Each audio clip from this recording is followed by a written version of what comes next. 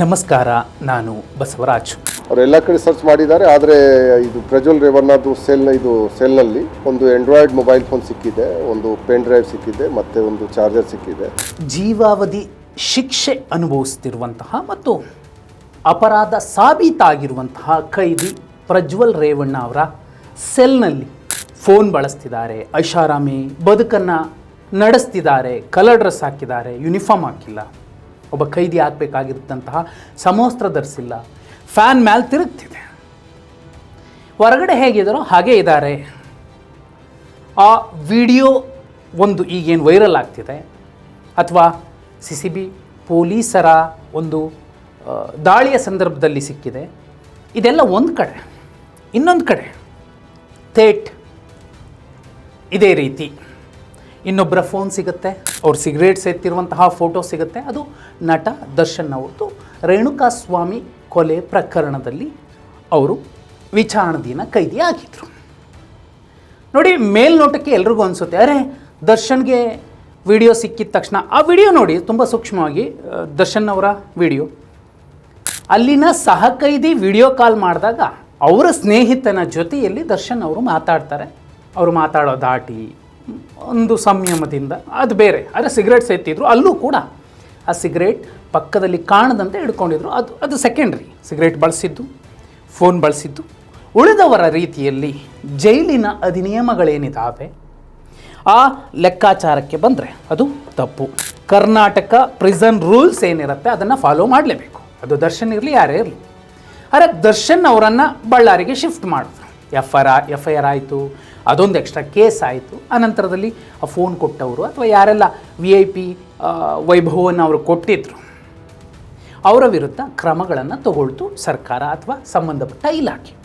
ಪ್ರಜ್ವಲ್ ರೇವಣ್ಣ ಅವರ ಪ್ರಕರಣದಲ್ಲಿ ಇಂಥದ್ದು ಕಾಣ್ತಿಲ್ವಾ? ಮೇಲ್ನೋಟಕ್ಕೆ ದರ್ಶನ್ ಅವರ ಅಭಿಮಾನಿಗಳಿರಬಹುದು, ಯಾರೇ ಇರಬಹುದು, ಪ್ರಶ್ನೆ ಮಾಡ್ತಾರೆ. ಕಾನೂನಿನ ಮುಂದೆ ಎಲ್ಲರೂ ಸಮಾನರು ಅನ್ನುವಂತಹ ನಾಣ್ಣುಡಿ ಏನಿದೆ, ಹಾಗಿದ್ರೆ ಕರೆನ್ಸಿ ಮುಂದೆ ಎಲ್ಲರೂ ಸಮಾನರಲ್ವಾ ಅನ್ನುವಂತಹ ಚರ್ಚೆ ಕೂಡ ಉದ್ಭವಿಸಬಹುದು. ನೋಡಿ, ಈ ಎರಡೂ ಪ್ರಕರಣಗಳನ್ನು ನೋಡಿದಾಗ ಇಲ್ಲಿ ತಪ್ಪು ಒಪ್ಪುಗಳ ಲೆಕ್ಕ ಆಗಬೇಕಾಗುತ್ತೆ. ನೋಡಿ, ಇಲ್ಲಿ 2022ರ ಕರ್ನಾಟಕ ಜೈಲು ಕಾಯ್ದೆ ಏನಿದೆ, ತಿದ್ದುಪಡಿ ತಂದಂತಹ ಕಾಯ್ದೆ, ಇದರ ಅನ್ವಯ ಜೈಲಿನಲ್ಲಿ ಮೊಬೈಲ್ ಅಥವಾ ಕಮ್ಯುನಿಕೇಷನ್ ಡಿವೈಸ್ ಬಳಕೆಯನ್ನು ಗಂಭೀರ ಅಪರಾಧವನ್ನಾಗಿ ಪರಿಗಣಿಸಲಾಗಿದೆ. ಸೆಕ್ಷನ್ 42ರ ಅಡಿಯಲ್ಲಿ ಮೊಬೈಲ್ ಅಥವಾ ಕಮ್ಯುನಿಕೇಷನ್ ಡಿವೈಸ್ ಕುರಿತ ಉಲ್ಲಂಘನೆಗೆ ಕನಿಷ್ಠ 3 ರಿಂದ 5 ವರ್ಷಗಳ ಜೈಲು ಶಿಕ್ಷೆ ಮತ್ತು ದಂಡ ವಿಧಿಸುವಂತಹ ವ್ಯವಸ್ಥೆ ಮಾಡಲಾಗಿದೆ. ಈಗ ಆಲ್ರೆಡಿ ಜೀವಾವಧಿ ಶಿಕ್ಷೆ ಅನುಭವಿಸ್ತಿದ್ದಾರೆ ಪ್ರಜ್ವಲ್ ರೇವಣ್ಣ ಒಂದು ಪ್ರಕರಣಕ್ಕೆ ಸಂಬಂಧಿಸಿದಂತೆ. ಇನ್ನೂ ಹಲವು ಪ್ರಕರಣಗಳು ವಿಚಾರಣೆ ಆಗಬೇಕಿದೆ. ಆ ಪ್ರಕರಣಗಳ ಸಾಕ್ಷಿನಾಶ ಮಾಡುವಂತಹ ಸಾಧ್ಯತೆಗಳು ಎಷ್ಟಿರಬಹುದು? ಈಗ ಫೋನ್ ಸಿಕ್ತಿದೆ, ಅವ್ರು ಯಾರ ಜೊತೆಲೋ ಮಾತಾಡ್ತಿದ್ದಾರೆ. ನೋಡಿ, ಬರೀ ಫೋನ್ ಒಂದೇ ಸಿಕ್ಕಿಲ್ಲ, ಒಂದು ಡೈರಿ ಇದೆ. ಆ ಡೈರಿಯಲ್ಲಿ 30-40 ಕಾಂಟ್ಯಾಕ್ಟ್ಗಳ ನಂಬರ್ ಇದೆ. ಇದು ಆಂಧ್ರ ಪ್ರದೇಶ ಮೂಲದ ಸಿಮ್ ಕಾರ್ಡ್ ಅನ್ನುವಂತಹ ಮಾಧ್ಯಮದ ಎಲ್ಲ ವಿಚಾರಗಳ ಮಧ್ಯೆ 3 ಹೆಸರನ್ನು ಮೆನ್ಷನ್ ಮಾಡಿರುವಂಥದ್ದು. ಒಂದು ಪಾರ್ವತಿ ಅನ್ನೋ ಹೆಸರಿನ ನಂಬರ್, ಇನ್ನೊಂದು ಶಿವಪ್ಪ ಅನ್ನೋ ಹೆಸರಿನ ನಂಬರ್, ಇನ್ನೊಂದು ಸ್ನೇಹಿತೆಯೊಬ್ಬಳ ನಂಬರ್. ಪಾರ್ವತಿ ಅಂದರೆ ಅವರ ತಾಯಿ, ಶಿವಪ್ಪ ಅಂದರೆ ಅವರ ತಂದೆ, ಆ ಗರ್ಲ್ ಫ್ರೆಂಡ್ ಯಾರೋ ಗೊತ್ತಿಲ್ಲ, ಅವ್ರ ಜೊತೆಲೂ ಕೂಡ ಪ್ರತಿದಿನ ಮಾತಾಡ್ತಿದ್ರು ಅನ್ನುವಂಥದ್ದು ಈಗ ಮಾಧ್ಯಮಗಳಲ್ಲಿ ಚರ್ಚೆ ಆಗ್ತಿರುವಂತಹ ವಿಚಾರ. ನೋಡಿ, ಇಲ್ಲಿ ಜೈಲಿನಲ್ಲಿದ್ದಾಗ ಅವ್ರ ಕೈಯಲ್ಲಿ ಫೋನ್ ಇದೆ ಮತ್ತು ಅವರು ಮಾತಾಡ್ತಿರೋದನ್ನು ಇನ್ನೊಂದು ಫೋನಿಂದ ವಿಡಿಯೋ ರೆಕಾರ್ಡ್ ಮಾಡಿದ್ದಾರೆ.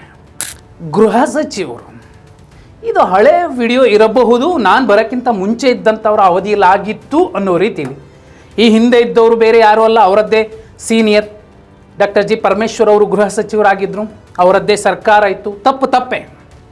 ನಾನು ಅಧಿಕಾರ ಸ್ವೀಕರಿಸಿದ ಮೇಲೆ ಇದಾಗಿಲ್ಲ ಅನ್ನುವಂತಹ ಸಬೂಬನ್ನು ಅಥವಾ ಇದು ಹಳೆ ವಿಡಿಯೋ ಅನ್ನುವಂತಹ ವಿಚಾರವನ್ನು ಪ್ರಜ್ವಲ್ ರೇವಣ್ಣ ಅವರಿಗೆ ಒಂದು ಸ್ವಲ್ಪ ಕಾಳಜಿ ತೋರಿದಂತೆ ಕಾಣುತ್ತೆ ಈ ಮಾತು. ಅದೇನೇ ಇರಲಿ, ನೋಡಿ, ಪ್ರಜ್ವಲ್ ಫೋನ್ ಬಳಸಿದ್ರೆ ಅದು ಕೈದಿಯ ತಪ್ಪಾಗುತ್ತೆ ಕರ್ನಾಟಕ ಪ್ರಿಸನ್ಸ್ ರೂಲ್ಸ್ ಪ್ರಕಾರ. ಹಾಗಿದ್ರೆ ಜೈಲಿನ ನಿಯಮ ಉಲ್ಲಂಘಿಸಿ ಮೊಬೈಲ್ ಫೋನ್ ಬಳಸಿರುವುದು ವಿಡಿಯೋ ಮೂಲಕ ಮೇಲ್ನೋಟಕ್ಕೆ ಸಾಬೀತಾಗತ್ತೆ, ಅದಕ್ಕೆ ಶಿಕ್ಷೆ ಆಗಬೇಕು. ಎರಡನೇದು, ಫೋನ್ ಅವರದ್ದಲ್ಲ, ನಾನು ಆರಂಭದಲ್ಲೇ ಹೇಳಿದೆ, ಡೈರಿಲಿ ಒಂದಷ್ಟು ಫೋನ್ ನಂಬರ್ಗಳನ್ನು ಬರ್ಕೊಂಡಿದ್ದಾರೆ ಅಂತ. ಹಾಗಿದ್ರೆ ಯಾಕೆ ಬರ್ಕೊಂಡಿರ್ಬೋದು? ಒಂದು, ಇಂಥ ಸಂದರ್ಭ ಬಂದರೆ ಫೋನ್ ನಂದಲ್ಲ ಯಾರ್ದೋ ಸಹ ಕೈದಿದ್ದು ಅಂದರೆ ಅವ್ರ ಮೇಲೆ ತಪ್ಪು ಹೋಗುತ್ತೆ. ಆದರೆ ಆ ಪಾಸ್ವರ್ಡನ್ನು, ಫೋನ್ನ ಪಾಸ್ವರ್ಡನ್ನು ಕೂಡ ಪ್ರಜ್ವಲ್ ರೇವಣ್ಣ ಅವರು ಕೊಟ್ಟಿಲ್ಲ ಅನ್ನುವಂತಹ ವಿಚಾರದ ಜೊತೆಯಲ್ಲಿ ಆ ಫೋನ್ನಲ್ಲಿ ಒಂದಷ್ಟು ಅಶ್ಲೀಲ ವಿಡಿಯೋಗಳಿದ್ವು ಅನ್ನುವಂಥದ್ದು ಕೂಡ ಮತ್ತೊಂದು ವಿಚಾರ. ಹಾಗಿದ್ರೆ ಜೈಲಲ್ಲಿ ಕೂತ ಮೇಲೂ ಕೂಡ, ಇಷ್ಟೆಲ್ಲ ಆದಮೇಲೂ ಕೂಡ ಇನ್ನೂ ಅದೇ ರಾಗ, ಅದೇ ತಾಳ, ಅದೇ ಚಿಂತೆ ಪ್ರಜ್ವಲ್ ರೇವಣ್ಣ ಅವರ ಮನಸ್ಸಲ್ಲಿ ಕೂತಿರಬಹುದು, ಅಥವಾ ಅದೊಂದು ಚಟವಾಗಿ ಗೀಳಾಗಿ ಅವರನ್ನು ಕಾಡ್ತಿರಬಹುದು.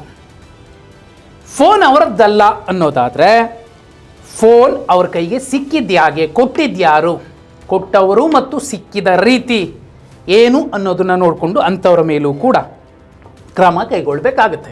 ಮೂರನೇದು, ಫೋನ್ ಜೈಲಿನೊಳಕ್ಕೆ ಹೇಗೆ ಬಂತು? ಫಾಯಿಬಿಟೆಡ್ ಆರ್ಟಿಕಲ್ಸ್ ಇರುತ್ತೆ. ಕರ್ನಾಟಕ ಪ್ರಿಸನ್ ರೂಲ್ಸ್ ಪ್ರಕಾರ ಜೈಲಿನ ಅಧಿಕಾರಿಗಳೇ ಕೊಟ್ಟಿದ್ದಾರೆ ಅನ್ನೋದಾದರೆ ಅವರನ್ನು ಆ ಕೆಲಸದಿಂದ ವಜಾಗೊಳಿಸುವಂತಹ ಕ್ರಮ ಆಗಬೇಕು. ಇದಿಷ್ಟೇ ಅಲ್ಲ, ಸಿಬ್ಬಂದಿ ಸಹಾಯ ಮಾಡಿದರೆ ಸೆಕ್ಷನ್ 42 ಅಡಿಯಲ್ಲಿ ಅವರ ವಿರುದ್ಧ ಕೂಡ ಪ್ರೊವಿಷನ್ ಇರುತ್ತೆ ಕ್ರಮ ತಗೊಳ್ಳಿಕ್ಕೆ. VIP ಟ್ರೀಟ್ಮೆಂಟ್ ಕೊಡ್ತಿದ್ದಾರೆ ಅನ್ನೋದು ವಿಡಿಯೋದಲ್ಲೂ ಕೂಡ ಸ್ಪಷ್ಟವಾಗಿ ಕಾಣಿಸುತ್ತೆ. ಹಾಗಿದ್ರೆ VIP ಟ್ರೀಟ್ಮೆಂಟನ್ನು ಪ್ರಜ್ವಲ್ ಅಥವಾ ಇತರೆ ಪ್ರೊಫೈಲ್ ಕೈದಿಗಳಿಗೆ ಸಾಮಾನ್ಯಕ್ಕೆ ಇಂಥದ್ದೊಂದು ಟ್ರೀಟ್ಮೆಂಟ್ ಕೊಡ್ತಾರಂತೆ. ಸಾಮಾನ್ಯ ಕೈದಿಗಳಿಗಿಂತ ವಿಭಿನ್ನವಾದ ಸೌಲಭ್ಯ, ಸಡಿಲಿಕೆಗಳು ಇರ್ತವೆ.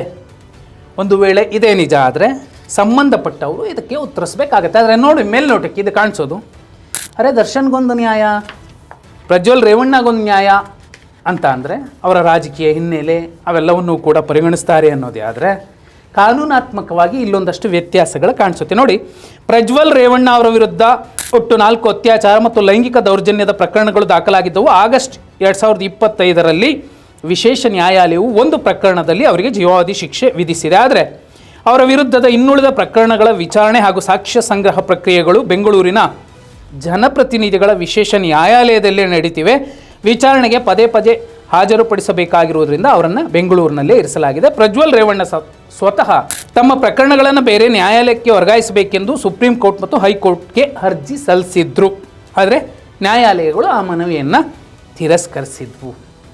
ದರ್ಶನ್ ಅವರ ಪ್ರಕರಣಕ್ಕೆ ಬಂದರೆ, ನಟ ದರ್ಶನ್ ಅವರು ಇನ್ನೂ ಶಿಕ್ಷೆಯಾಗದ ವಿಚಾರಣಾಧೀನ ಕೈದಿ. ಪ್ರಜ್ವಲ್ ಆಗಲ್ಲ, ಆಲ್ರೆಡಿ ಅವರು ಅಪರಾಧಿ ಅಂತ ಒಂದು ಪ್ರಕರಣದಲ್ಲಿ ಸಾಬೀತಾಗಿದೆ. ಮತ್ತು ದರ್ಶನ್ ಅವರ ಪ್ರಕರಣದ ತನಿಖೆ ಮತ್ತು ವಿಚಾರಣೆ ಪ್ರಾಥಮಿಕ ಹಂತದಲ್ಲೇ ಇದ್ದಾಗ ಜೈಲಿನಲ್ಲಿ ರಾಜಮರ್ಯಾದೆ ಪಡೆದ ಆರೋಪ ಕೇಳಿಬಂತು. ಸಾಕ್ಷ್ಯ ನಾಶಪಡಿಸುವ ಮತ್ತು ಜೈಲಿನ ನಿಯಮ ಉಲ್ಲಂಘಿಸುವ ಸಾಧ್ಯತೆ ಇನ್ನೂ ಹೆಚ್ಚಿರುವುದರಿಂದ ತಕ್ಷಣವೇ ಬಳ್ಳಾರಿ ಜೈಲಿಗೆ ವರ್ಗಾಯಿಸಿ ಕೋರ್ಟ್ ಆದೇಶ ನೀಡಿತ್ತು.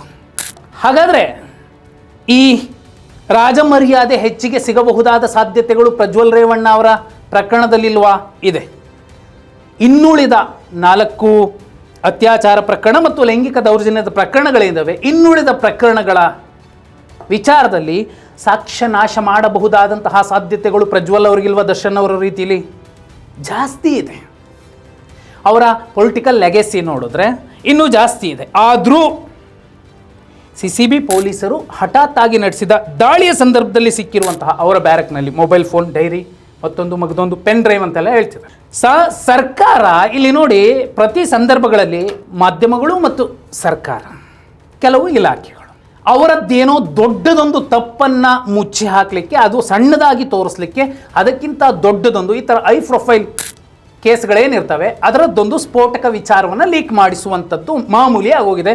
ಇವತ್ತು ದರ್ಶನ್ ಅವರ ಪ್ರಕರಣದ ಕೊಲೆ ಆರೋಪ ಹೊತ್ತವರು, ವಿಚಾರಣಾಧೀನ ಕೈದಿಯಾಗಿದ್ದವರು ಎಷ್ಟೋ ಜನ ಹೊರಗೆ ಬಂದಿದ್ದಾರೆ. ಎಷ್ಟೋ ಜನ ಅತ್ಯುನ್ನತ ಸ್ಥಾನಗಳಲ್ಲಿ ಬಂದು ಕೂತಿದ್ದಾರೆ.